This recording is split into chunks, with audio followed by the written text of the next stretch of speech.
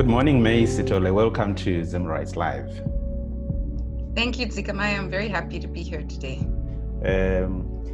We are very grateful to you for supporting the Zim Rights Live digital platform as we try to bring more people and develop more tools for digital activism so that we can include more people, especially young people and Zimbabweans in the diaspora.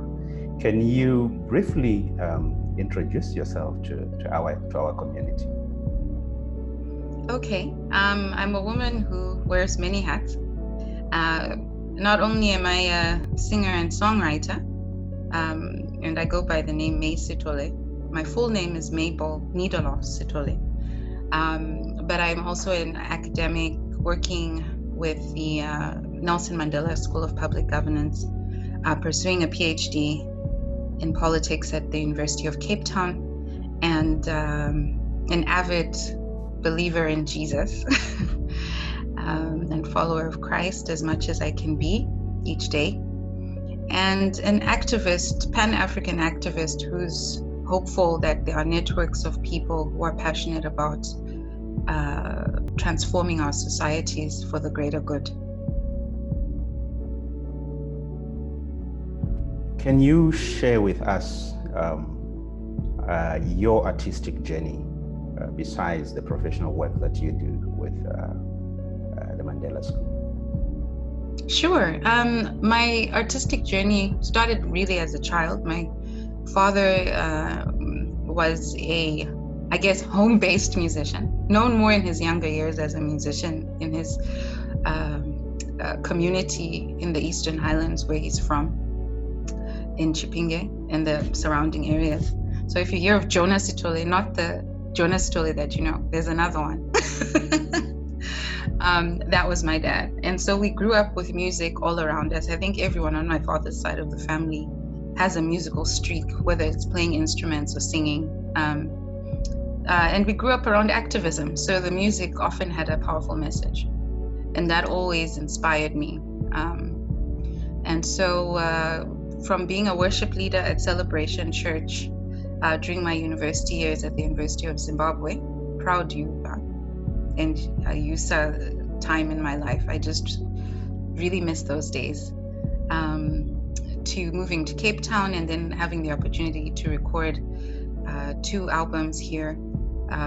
One with some of my friends, Keith Kabai, who produced the first album, and the second with Andrew Barrett, whom some of you may know, who's from Zimbabwe, but now also based in Cape Town, alongside some amazing musicians who've been producing music. And I like to write music that talks about the challenges and the opportunities that we have as a generation to bring about change. And I try to write about things that are close to my heart as authentically as possible. Not so much for fame and, you know, what the music industry has become, I guess, to some extent, and framing itself within the industry as such. But I felt that the purpose of my music is to encourage, to bring hope, and to shed light on a number of issues that may not have yet found a voice, and just to add to the many voices that may be communicating important messages at this time. Many times when I speak to Zimbabweans in the diaspora, it touches me that as a country, sometimes I feel we are losing a lot of talent. Can you share with us how you have continued to serve your country, even from a global platform? I'm very grateful once again that, unlike many of my peers who traveled outside the country to study, especially early on, by 18 after A-levels, they left Zimbabwe and studied in the UK or South Africa, Australia, you name it, that I had the opportunity to study at the University of Zimbabwe.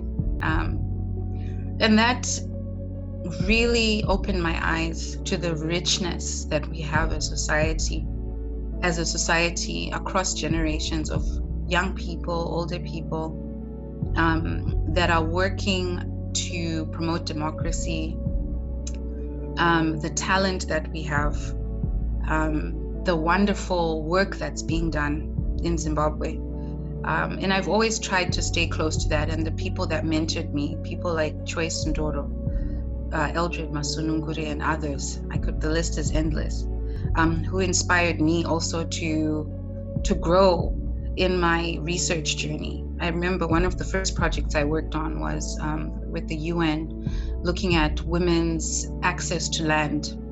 I think that was 2005, with Choice Ndoro, just doing some research around the country, also on women's rights in sexual and reproductive rights related to the HIV/AIDS pandemic. And without that experience, I wouldn't be where I am today.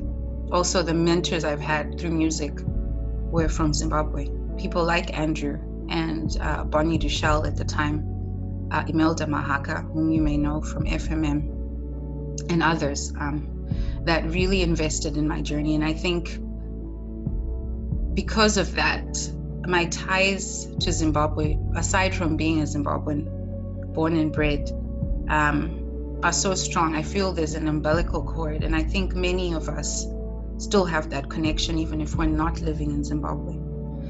And so a lot of the work that I've done, both research-wise and through my music, is very close to home. There's a song I wrote with my brother called Hande Kumusha. And it's about taking our children back home to Zimbabwe, to the place where we grew up. And we talk about kudya sadza nenyama, kugara pamoto na gogo, you know. Apologies to Zimbabweans who don't speak Shona, but I don't know how else to describe this. But and those things that seemed like normal activities growing up, that we miss the most now that we have children, and we want them to know the Zimbabwe that we knew. And so I guess that's the cry of many families across the world, is that we want the next generation of Zimbabweans that may not be growing up back home to know where they're from, and to know the beauty of our nation, the hope in our nation, and the treasures that we have that may not necessarily be quantifiable, but ultimately have shaped us to be the people that we are. Yeah, it is said that if you have never left your own village, you may never know how rich or poor your people are. You have traveled around the globe, and you have featured on BBC Africa. You have performed in many places. Can you share with us the richness which this experience has brought to your art, and how that can help enrich our cause here in Zimbabwe? What I've realized is that I think growing up, there was a time where we looked a lot to other countries for inspiration and music. Many of the musicians we aspired to be like, I guess because then of, just how advanced they were in producing music, distributing it globally. We had a local music industry, but I think at the time we took it for granted that, Leonard Dembo, Chiteket, all this,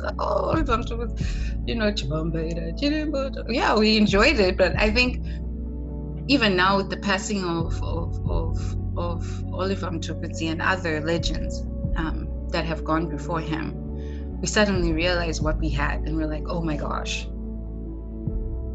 what are we doing to carry this torch and to produce music that is authentically Zimbabwean, that has a message, a powerful message and storytelling that can also speak to the world. And my experiences being on stage in other countries, and having opportunities with CNN Africa at the Harare International Festival of the Arts not too long ago, really showed me that with every audience, even the songs that I've written that are in Shona,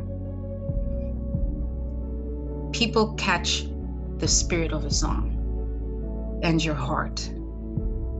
And that is what moves them to tears. That is what helps them to connect with themselves. And many of them don't know that I'm a believer when I'm on stage. I haven't yet preached the gospel from the stage, but people come up to me after my shows and they say, some of the songs, we don't know what you are saying, but I just feel so much healing, or I don't feel as heavy as I did when I came in. I feel free, and one of the things that I'm passionate about is taking what I learned from my church family, that music has the power to shift atmospheres and to speak things into being that are not at the moment in time, and to completely shift, a person's outlook on their life, which is why I emphasize hope so much, because people struggle a lot emotionally, physically, with their health, financially, and music, I think, is a powerful way to connect with them in a way that a counseling session may not necessarily do that if they can't access that, or if someone doesn't have a support network at the time. Music can break barriers and bring healing, and I've seen that in my performances. I see that in when I watch other people perform, who really connect their hearts to their music and speak their message. I think that is something that I want to continue to do, and that I think that globally the world needs, especially at this time, as you know, with all of the upheaval and the challenges that people are facing. I think this is an opportune time to connect with ourselves and with others through the arts. You are involved in leadership development, democracy, governance, and I have participated in some of the international platforms that you have hosted at the Mandela School, and you have been eager to step into the room without fragmenting yourself and clearly be the artist and the democracy activist and the leadership expert that you are. Why is it important to your leadership journey to bring the full package of who you are without hiding or without fragmenting your skills and your talents? If there's anything that I've learned, is through the programs that I'm involved with. Often people will think, oh, you are working in this space, so you know everything about leadership. You are the one that we're looking to. But what I found is that through all of our programs, I've learned just as much as the people that have come through our doors at the Mandela School and that have become a family, part of our global family. And I call it a family because I realize more and more as I interact with people on this level, because leadership is a very personal thing. So you connect with people beyond their CVs, beyond their accolades. You get to know the real person, and they get to know the real you, because unless if we are authentic and comfortable in our own skin, we cannot grow, we can't transform, we can't influence. Because from where? If you are not connected and in touch with yourself. And that's one of the first things that we always say, about recognizing where you are and who you are, leading from the inside out.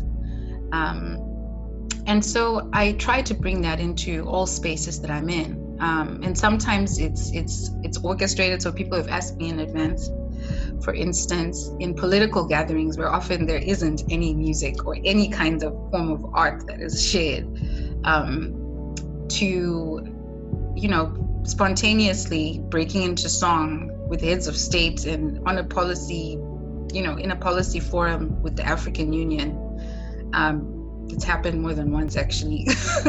I'm very grateful for those experiences. And I realized that often we compartmentalize ourselves and say, I can't bring in my artist identity and talents in this regard into this space because this is more academic, or this is more quote unquote professional, or however you classify it in your own mind. But something I learned through coaching, which is an amazing experience, so if you haven't had that opportunity, I encourage people to do that, is that in life I think we lose out sometimes on opportunities and to influence and to grow, because we use or statements. It's this or that. I'm an academic or a musician. I am a democratic activist or, a policy researcher or whatever it is, the boxes that you put yourself in. But what you should say is, I'm doing my PhD and I'm a musician and I'm an activist and I'm a mother, and a friend and a sister and a daughter. This is who I am. And all of it makes me who I am and influences how I show up and what's closest to me, to my heart, that influences how I work, how I move, how I am. And without that, I think that authenticity and that wholeness, we miss out on each other and something begins to die within us and around us. Things begin to die when in fact it doesn't have to be the case. We I think need to nurture and allow ourselves to flourish in all spaces by bringing all that we are and accepting challenges, because it wasn't always easy. I remember one of the first meetings I was asked to sing, almost spontaneously. I think that was with the African Union at one of the high-level dialogues, and I'd been asked to speak on gender rights, looking specifically at labor and transforming, labor issues for women in Africa. And as I was walking up, one of my close friends and someone I look up to, George Mukundi, said to me, "Mae, we've heard so many presentations. I know you can present, I know you can talk on this and that, but you know what would really, help us to connect with the issues? Please just sing a song, whatever comes to your heart. Just sing, even if it's for 10 seconds, sing."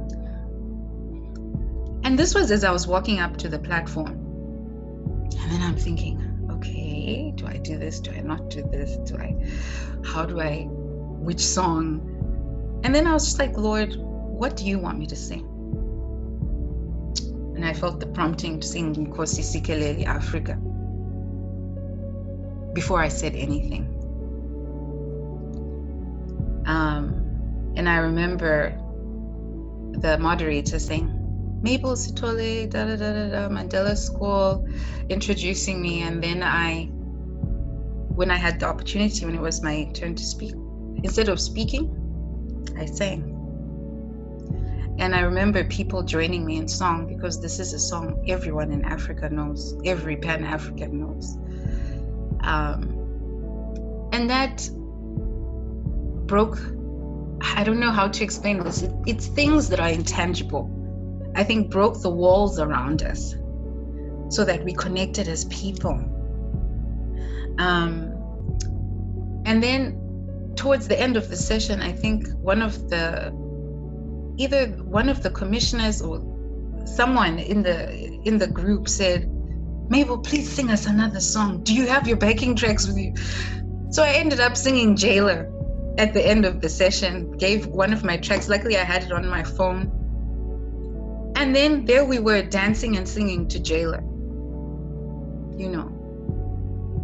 And what did this say to me? It said that sometimes we need both. You can't have one or the other. I think all forms of activism are important. But in this generation, there is a call for us to speak with one voice through song as well. And without it, I think we miss out on that connection, as I said, the one that breaks the ice and breaks the barriers and reminds us who we are, and that we're not as far apart as we think. So without going on for too long, I think I'll stop there. Oh, that is very, very, very inspiring. Human rights work is very stressful, and it's important that we find innovative ways of continuing to connect with our mission and still remain sane. You have done quite a lot of work, I think, with your music in terms of pushing certain human rights themes. Are there some highlights that you think you would want to share with us? Any music that you think really stands out as your key human rights messages? Sure. I think the foundation of all my music is the message of love, firstly. Because love overcomes fear, love heals, love forgives, love is above everything else. And so the message of my music seeks to remind us of this and our capacity to love. And I think one of the other key messages that builds on that, the song House of Stone, which was off of the EP, Visions, is a story that was inspired by my father. And the reason I wrote the song, but not necessarily my father, but his generation, the generation of young people that fought for the liberation of Zimbabwe. And not only them. So it's told as a story in the beginning. You made us a promise that we would be free. And it says, my son gave up his life for a world that I have not seen.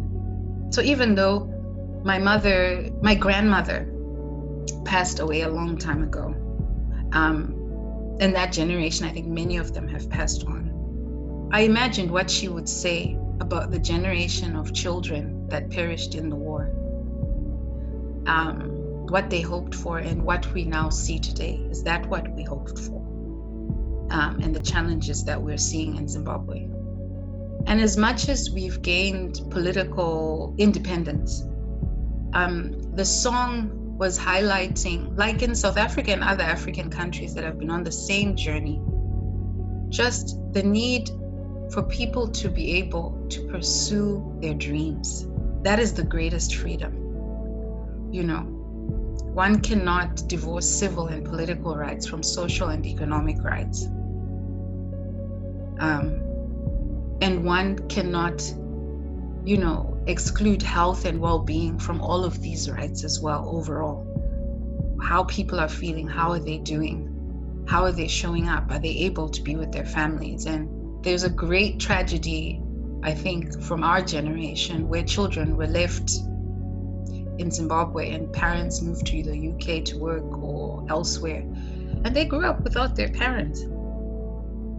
And what has that done, within those families? The marriages that, didn't survive the separation. What has that done for our society? I think one of our greatest building blocks as a nation has been our family units and valuing each other, supporting each other, having a strong foundation in our norms, in our support networks. But that has been eroded with time to some extent and continues to be eroded as more and more families, seek other ways to, earn a living based on the challenges that we're facing at home. And all of us feel it all over the world. And so this song really was to say that, with the passing on of President Mugabe and the end of an era almost, it was to say, is there a breaking now in the ceiling, an opening to say, wow, okay, it's time for something new for all of us in how we relate from the individual to the family, to the community, to the nation.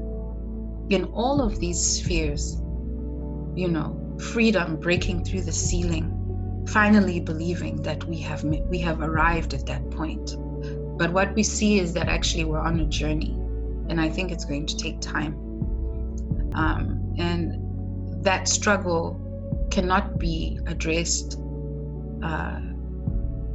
in a one-dimensional way. It has to be acknowledged by all of us that we each have a responsibility to carry, to bring that freedom through to ourselves, to our families, to the people we care for, beyond our own circles and networks, to other families, to our communities, in how we serve, in how we work, our integrity, our accountability.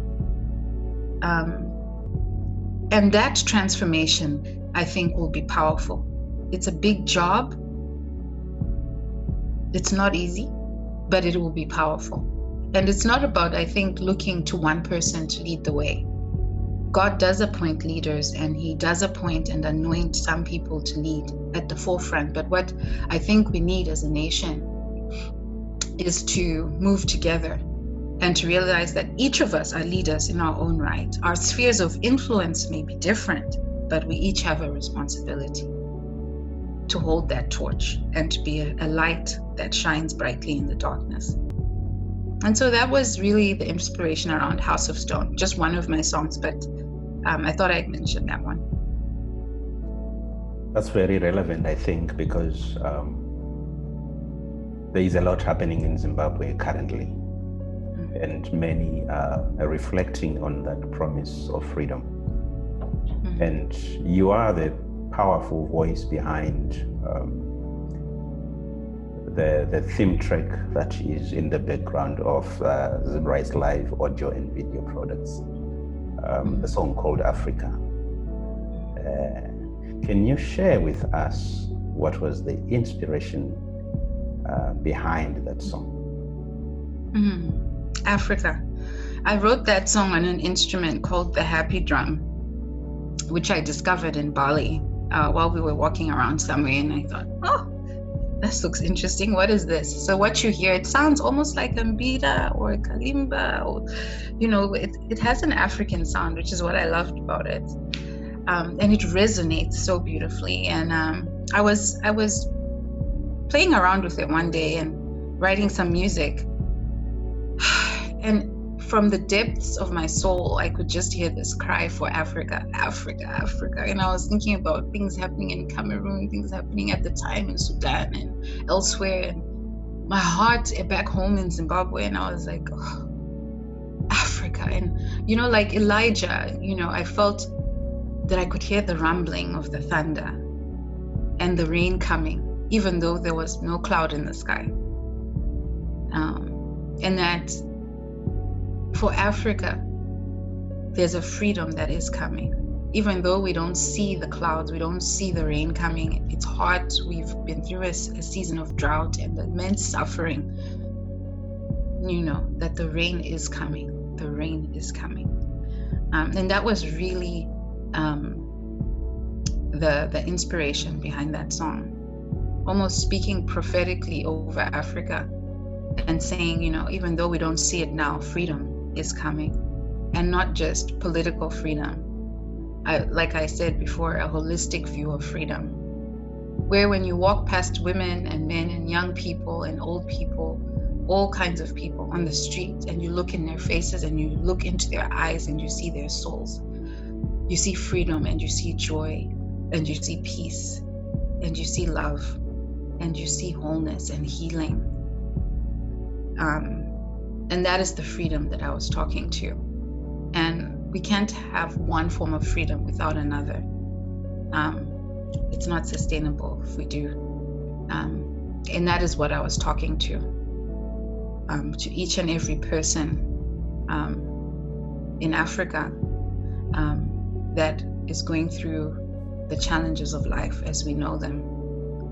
Those that are persecuted, those that are suffering in their bodies, women that have died during childbirth, families that don't have food, young people who want to go to school but they can't. That song was for each and every person, I think, that is carrying a heavy load at this time, and saying freedom is coming, freedom is coming, freedom is coming. And even if we can't hear it and we can't see it, freedom is coming. And we're going to announce it from the mountaintops and confess it and believe it and use our hands, because faith without action is dead, and use our hands and our feet and our words and our eyes and our ears and everything in us to be the salt and the light until we see that freedom. Yeah, it's a very touching story, and we at Zimrites, we're very grateful that you have generously, given your talent, and particularly this music, so that it inspires and carries our work. And in the background, you continually sing that freedom is coming. Freedom is coming.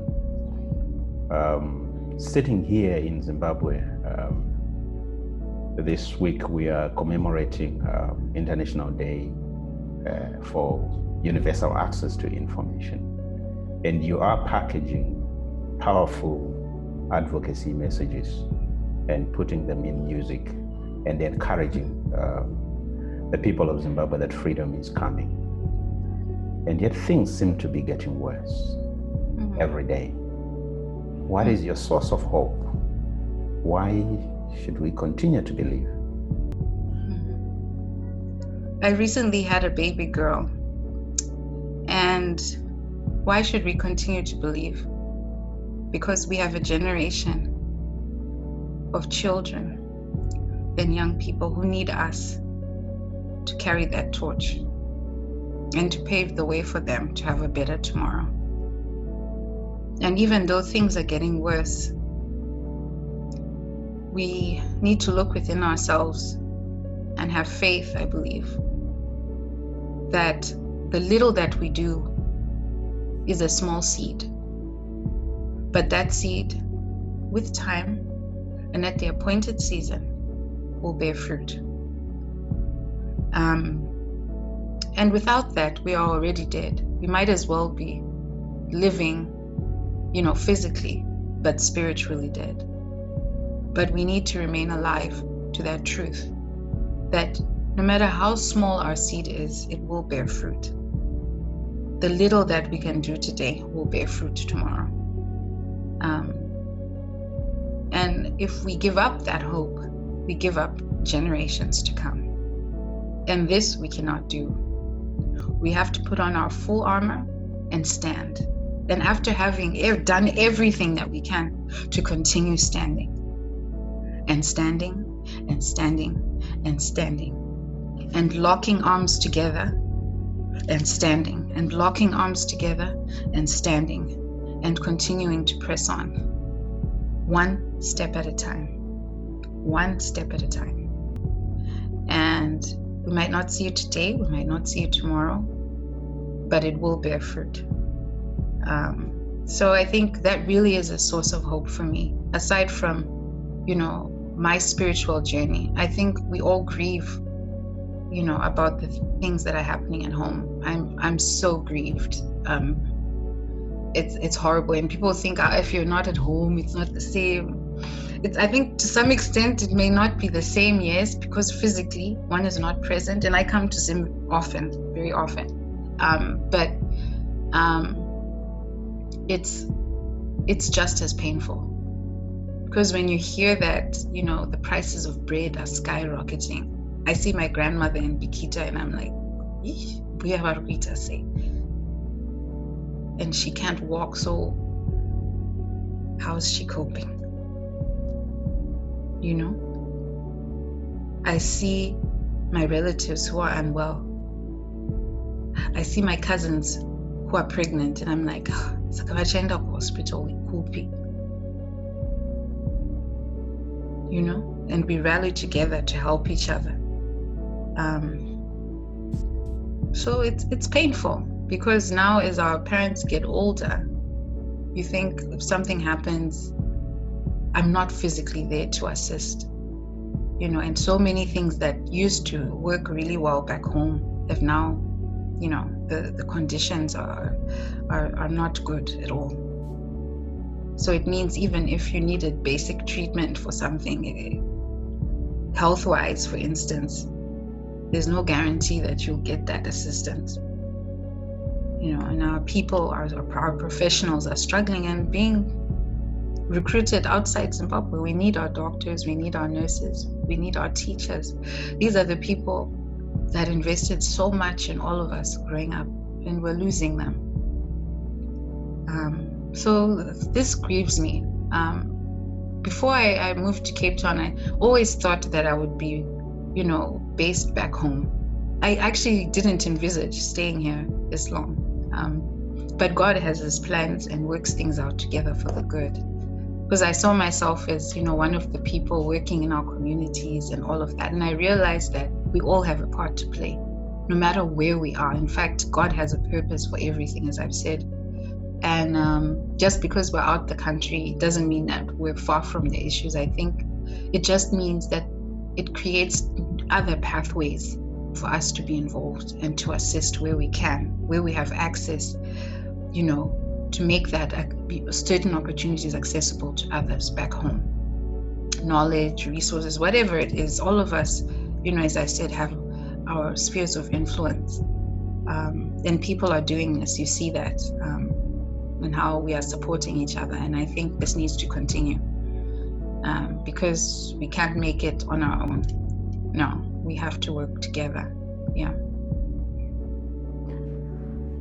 There is an African author who says, even if the generation is blind, we must keep our light burning. Amen. In the hope that the next generation will not be born blind. He says, surely they will see if they find our light burning. And that is the message of hope, I think, that you are sharing with us. And I think as we come to the close of our reflection on music as a tool for human rights consciousness across Africa, there are many members of the Zim Rights Live community who are watching and who are going through difficult times. What would be your parting words to the human rights community in Zimbabwe? My first words would be that we carry you in our prayers. There are so many battles on the emotional front, professionally, especially for the Zim rights community. We see what's happening. We are aware. Know that you do not stand alone. And I see our community as one that needs to continue to stand and interlock and for us to carry each other's burdens. And to recognize that it's not your fight alone. This is something that all of us as a people and as a nation should carry together. And for you to know that we are here to work together in whatever way we can to support each other. And for the fire to keep burning and to say when you do need time out, take it, to rest, to reflect, to reassess, to critique. Because sometimes I know when you're in the thick of things, you want to keep pushing and pushing, almost as you said, blindly, but you want to keep going. But I think those moments of reflection are really important to reconnect, to strategize, to reflect, to rest, to receive nourishment so that you can continue with the journey and you can continue with the work. And something that we see through my work is that a lot of activists burn out and struggle, and it's to say, look after yourself and remember that you can't show up in these spaces if you're unwell. Look after your wholeness, look after your well-being, rest, receive strength, have a source of strength outside of yourself, whether it's your faith or your family, whatever it is. Make sure you take that time, because without it, you won't be able to continue. I think I'll leave it there for now. There's more that's in my heart and welling up in me, but I'm aware that we only have a certain amount of time.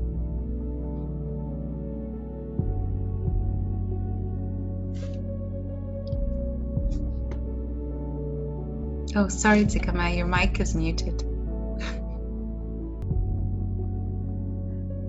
On behalf of the Zim Rights community, I want to thank you very much for taking time to speak to us and for participating and contributing to the work of Zimrise. Please enjoy the rest of your day.